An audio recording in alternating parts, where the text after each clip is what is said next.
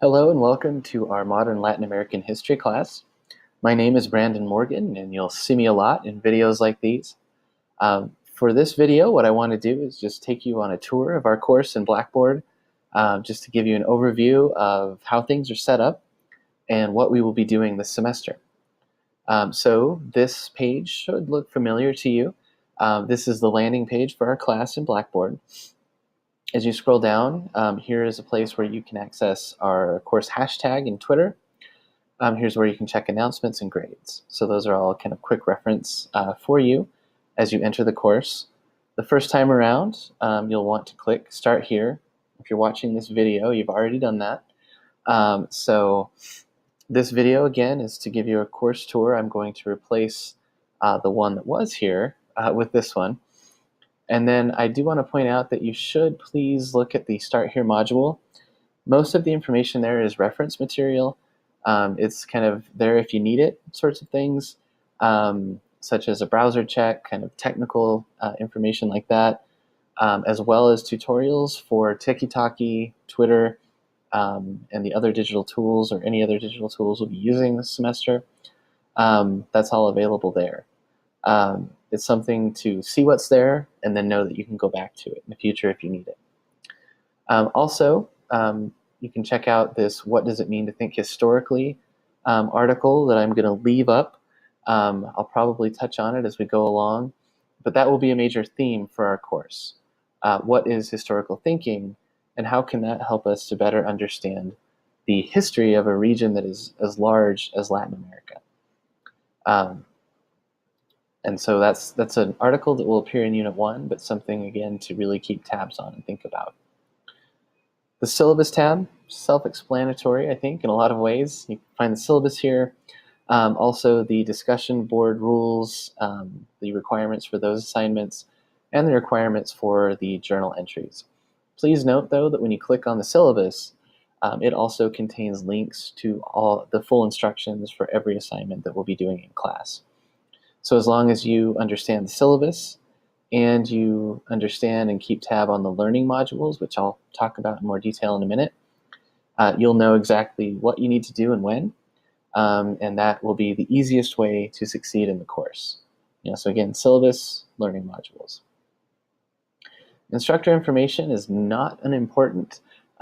Besides just having my contact information and a picture of me in front of the Agua volcano in Antigua, if you scroll down, you'll also find the response time that I try to maintain, my text message number.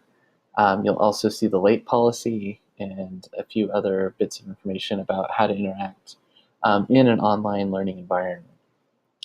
Scrolling back up here, I did want to point out I try to be as accessible as I can be. So you can contact me via email, via text message, via my office hours. I do, if I scroll down here, online office hours on Monday mornings, or you can contact me on Twitter. Again, ask questions early and often. We are using some different digital tools in this class, like Twitter and Tiki-Taki for the timeline assignments. And I understand that many of us, most of us even, probably need some help with those. So ask questions whenever you have them. Please do take advantage of the video tutorials that I've made available to you for those tools, and let me know what questions you have as we go along. The course schedule and Blackboard calendar are just quick reference things for you. The Blackboard calendar is there if you like to use it. I've had requests for it in the past, so I leave it there. I don't find it particularly helpful, so but if you do, please do use it. That's there for you. Again, as I mentioned, the learning modules will give you all the information that you need to complete the course in conjunction with the syllabus.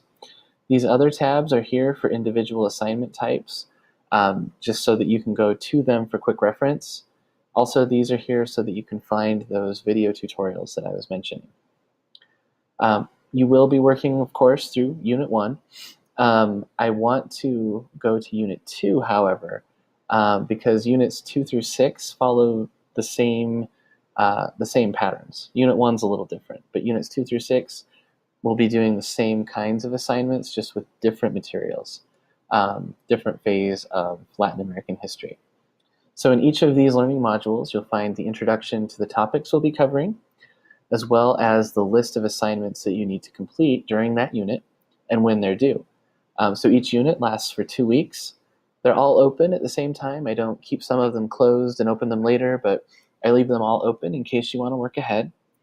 If you do work ahead, though, you need to make sure that you go back and respond to others on Twitter and that you do the connection step on the timeline as appropriate and by those due dates.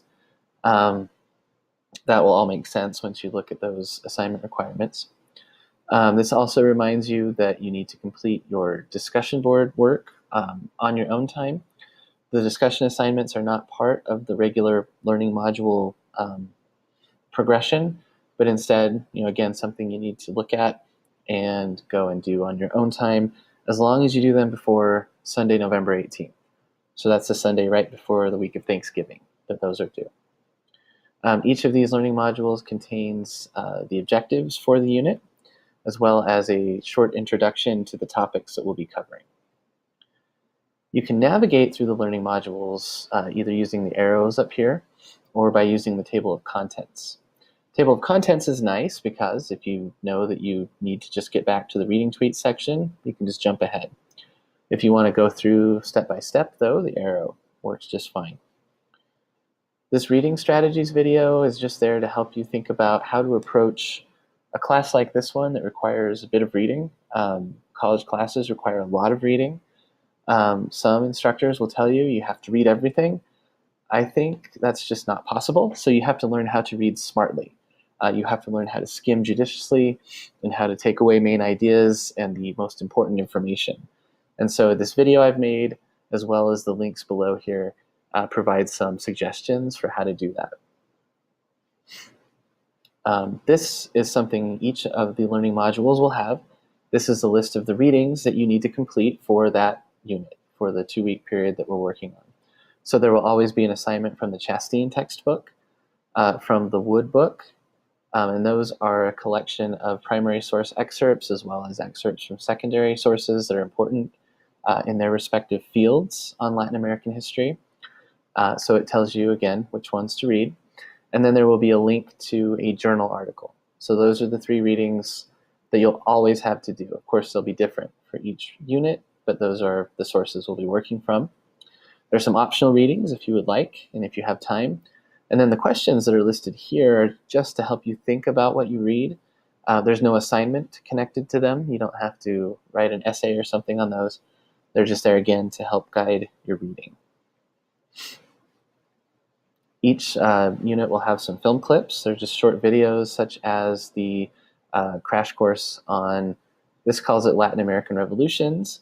As I've mentioned here, most Latin American scholars refer to these as independence movements rather than revolutions, and we can think about why that's the case. As I've noted, though, please keep in mind that the videos are just there to help you to have a better understanding of the readings. So if you need some more context, if you have some questions from what you were going through in the readings, the videos are there to help you get a better handle on the readings. If you don't get a chance to watch all of the videos, or if you even don't get a chance to watch any of them, that's okay, because all of the work will be based on the readings primarily, as noted in the title of the assignment for Twitter, Reading Tweets. I will be changing these links here. Twitter used to support this thing called a widget, where it would have the Twitter feed for our class kind of embedded there. They no longer support that, so I'm just going to put in a different kind of link. So I'll be doing that. But the whole point of this section in each unit, or in each learning module, is just to remind you to go and do your reading tweets. The explanation for that assignment is here, also in the syllabus. And essentially, you're just taking notes on the readings on Twitter as you go and responding to each other. So 10 comments on the readings and 5 responses for each one using our course hashtag #H1182. And again, as I mentioned, there's a video tutorial over there if you need it. Each learning module for each unit will also contain this timeline submission section. So you'll just click You can click here to get the instructions for the timeline assignment, which will also show you the link to go to the course timeline. Once you've done your work though, and you know that you want to submit it, just click here and it will take you to the submission area. So you'll click on there and you'll upload your ID step for Unit 2. Then later you'll go back and you can use that same link to get here and you'll upload your connection step for Unit 2. As noted in the timeline, let's see, there we are, timeline assignment instructions. I'm just going to click on that tab. The timeline assignment instructions, and in this video tutorial, which you definitely need to watch just to get a handle on what to do with these assignments. That's where you'll be able to, again, access the timeline, know what the instructions are, and if you don't want to go all the way through, this is just another, whoops, I want to play it, another tutorial for the timelines for historical significance, scrolling all the way back down. These folders are kind of shortcuts to get you to the submission areas. So as with most digital things or things that you do online, there's more than one way to do everything. You can either get there through the learning module, or you can get there through the timeline tab. Close that tab and go back to the learning module. Similar thing for the journal entries. You just click to launch, and this will take you to the place where you can find the instructions for the journal entries and submit your journal. You can also just click the journal tab to do that. The self-assessment and looking ahead section in each learning module has a list of all of the assignments that you needed to have completed. So it's just a way of looking at the checklist again to make sure that you did everything. Then looking ahead, a reminder about getting on the discussion board and completing those assignments. The final project and the Rigoberta Menchú essay assignment. You will have to read I, Rigoberta Menchú on your own over the course of the term. It's not a hard read. It's difficult in terms of the subject matter, which you'll see as you read the materials I've provided for you over here. So look at the Rigoberta Menchú essay assignment before you start reading, because it gives some context for the book and how to understand it. But make sure that, again, you get a head start, because you will be reading the entire book and you will be writing an essay on it. So that's kind of along with the final project, which requires you to just kind of give an overview of everything you did on the timeline over the course of the term. Those are the two major assignments at the end of the term. There is no final exam. Those are what you'll be doing instead. So I've kind of referred to all of these. Please click on them to see what is there. Again, that's where you find the tutorials, that's where you find the instructions. But as long as you have a tab on the learning modules, the syllabus, you'll know when and what to do. These Chasteen intro videos, this will take you to a link at the publisher site. You'll have to click on students or something like that, but it gives you some videos that the author of our book, John Charles Chasteen, made that just provide a little more insight onto what he was thinking as he wrote the book and presented each chapter. So again, those are there for you if you'd like to use them. Here in course communication, please make sure that you always check the announcements. I do use that feature regularly. This is a way that you can send email through your CNM account. I've left Blackboard. I am there, although I will admit I don't use it very much anymore. Blackboard's about to discontinue it in the next couple of months anyway, and I've noticed most students don't use it. So I'm more likely to communicate with you quickly via email or text or Twitter. I think I already referred to office hours, and then here's how you can check your grades. And then here, the library's EMBANET student help, self-explanatory, but are important sources of help if you need them. If you need any support with Blackboard, for example, or something's not quite clear about what to do with Blackboard, this is where to go for that. All right. I think that provides a pretty good overview of the course. Please don't hesitate to ask questions whenever you have them, and I look forward to working with you this semester.